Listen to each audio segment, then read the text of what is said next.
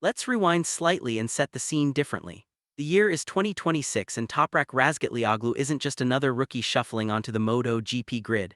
He's a triple World Superbike champion who walked into the paddock with his eyes wide open, fully aware that the ground beneath everyone's feet was about to shift. He knew the rules were changing. He knew the bikes were evolving.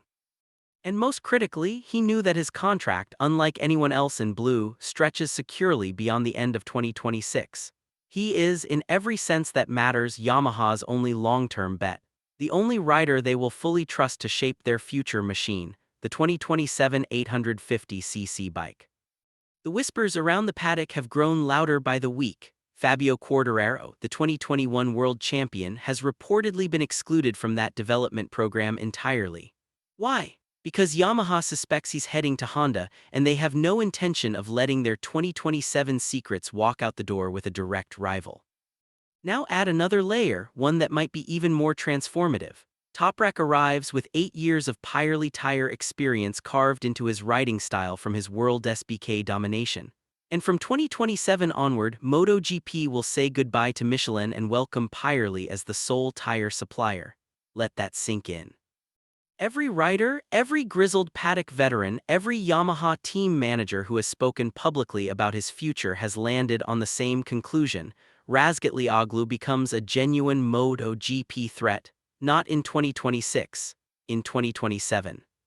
Think of this current season as the bridge, a connector between two very different worlds. We cover MotoGP from the technical trenches to the political chess matches to the human stories hiding behind every lap time, and this is one of those stories that demands patience. So where does Toprak actually stand right now, halfway through his rookie campaign? The raw data isn't flashy. He's been the third or fourth fastest Yamaha in most sessions, trailing behind Quartararo and sometimes Alex Rins. He crashed out of the Bararam sprint while battling to be the leading Yamaha. He finished 17th at his very first MotoGP race in Thailand. To the casual eye, those numbers don't scream triple champion, but the context changes everything. Here's the part that separates him from every other rookie on the grid. Yamaha made the radical decision to ditch their legendary inline-4 engine for a V4 configuration starting in 2026. Why? Because the V4 architecture unlocks more freedom in the side fairings, aerodynamics, allowing a tighter, more efficient package for the incoming 850cc regulations in 2027. The trade-off. Nobody in the team fully understands this bike yet, including Toprak. The engine has been fragile, with multiple V4 failures during pre-season testing in Malaysia. By Yamaha's own admission, the 2026 machine is less a championship contender and more a rolling development platform for next year's project. Inside the Pramac garage, team director Gino Bors has been brutally honest. After the Spanish Grand Prix he said, "Toprak chose the most difficult moment to come into our paddock. From one side it's good because he has a chance to learn our mentality, our paddock this year. But on the other side he has to adapt to Michelin's, which are completely different compared to Pirelli." Toprak himself doesn't hide from that reality. He's spoken openly about the sheer weight of learning a new paddock, a new bike, and a brand new project all at once. He's described how his team and Yamaha factory engineers work on laptops for 6 or 7 hours during an 8-hour flight from Brazil to Austin because there's no time to waste. But here, where the conversation pivots completely, every paddock insider who looks toward 2027 sees the same picture. New 850cc engines, a ban on ride height devices, aggressively restricted aerodynamics, and most crucially for Toprak, Pirelli tires replacing Michelin. Each of those changes alone would shake up the order. Together, they represent a full competitive reset. And the one rider on the entire MotoGP grid with the most recent, most successful, most deeply ingrained experience on Pirelli rubber at the highest level of motorcycle racing is Toprak Razgatlioglu. 8 years, 3 world championships, hundreds of races, all on Pirellis. No other manufacturer rider can claim that. Listen to what the veterans are saying. Luca Marini, now at Honda, put it bluntly. He did very well to come to MotoGP. In Superbike he showed impressive strength, winning in spectacular fashion. This year will be a transition. With next year's tire change he could become competitive again and have fun. 2-time WorldSBK champion Carlos Checa went even further, saying Toprak has the qualities to ride a motorcycle made of wood and still extract every last drop of potential. Checa expects a clear improvement in 2027 because Toprak will once again be working in a familiar environment with Pirelli. Not everyone is entirely convinced, though. Chaz Davies, another former WorldSBK star who intimately understands the Pirelli switch, offers a cautious counterpoint. He argues that the interim season on Michelin's is a genuine disadvantage because Toprak will have to readapt in 2027 and will need significant testing time to bridge the gap. Plus, the 2027 Pirellis aren't identical to the Superbike versions. They're new prototypes built for the 850cc bikes, with different construction, compound options, and operating windows. Then stir in the internal politics at Yamaha. Quartararo is widely expected to leave for Honda. Rins is out of contract at the end of 2026. Jack Miller is out.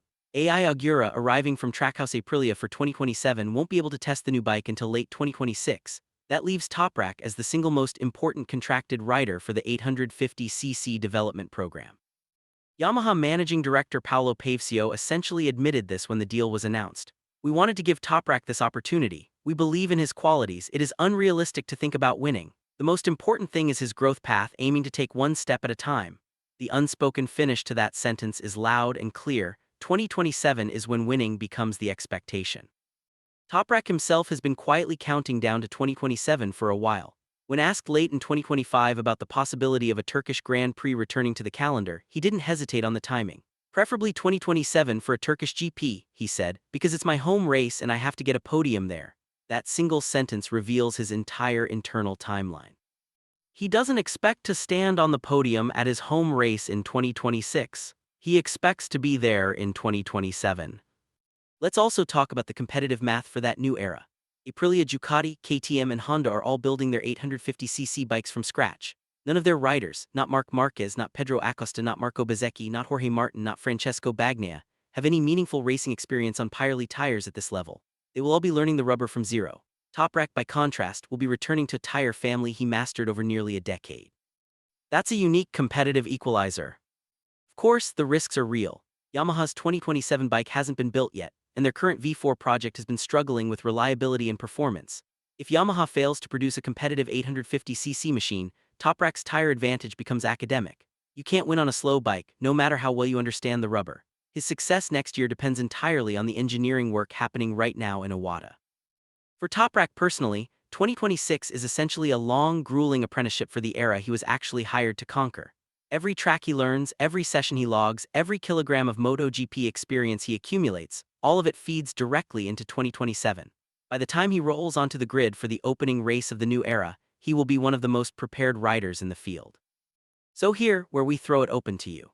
Will Toprak's return to Pirelli tires in 2027 prove to be the single biggest competitive advantage of the new regulations? Or will Chaz Davies be proven right, that spending a full year on Michelin's actually dilutes his Pirelli expertise? Can Yamaha deliver a genuinely competitive 850cc bike, or will Toprak's tire mastery be wasted on uncompetitive machinery? And finally, will Toprak Razgatlioglu finally deliver the MotoGP race wins that his 3 World Superbike championships have always suggested he's capable of? Drop your predictions in the comments.